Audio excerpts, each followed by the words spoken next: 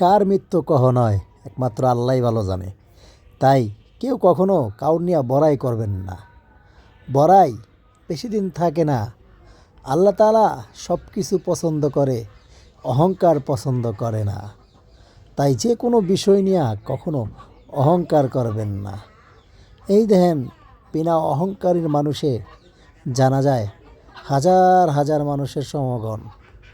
জানি না কার হাত আল্লাহ তাআলা কবুল করে, তাই উসিলায় আসা হাদি ভাইকে মন থেকে ভালোবাসা। তাই এত মানুষের ভিড়ে আমিও একজন পাপী বান্দা।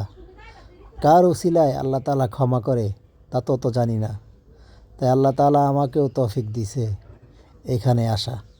তাই ভাই, যেভাবে থাকেন না কেন, সব সময় স্মরণ রাখবেন একদিন চলে যেতে হবে। এই আপন দুনিয়া না, আখেরাত অনেক আপন। এখানে কিছু জবাব দিতে হবে না, ও আখেরাতে জবাব আর জবাব। আমরা দিতে দিতে হয়রান হয়ে যাবো সেই আখেরাতের জবাবে।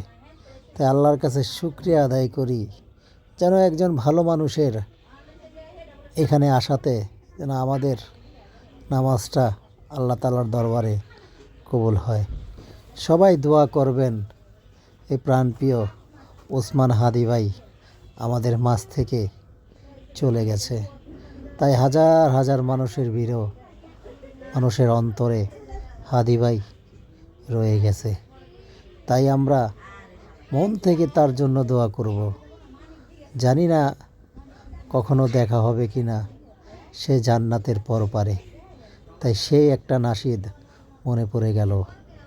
দেখা তো হবে না তোমার সাথে এই ভুবনে, দেখা হবে হাদি ভাই জান্নাত ফুল বাগানে। তাই আমরা সবসময় স্মরণ করব যে মৃত্যু আমাদের সাথে সাথে আছে। মৃত্যুর কথা সবসময় স্মরণ রাখবেন যেন মৃত্যু আপনার বন্ধু মনে করতে পারে। আসলে ভাই, সবার কাছে থাকে একমাত্র মৃত্যু। মৃত্যু ছাড়া আর কেউ কাছে থাকতে পারে না।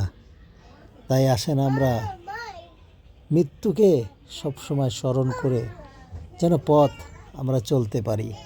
মৃত্যু আমাদের সবার নিকট, সবার পাশে সব সময় থাকে।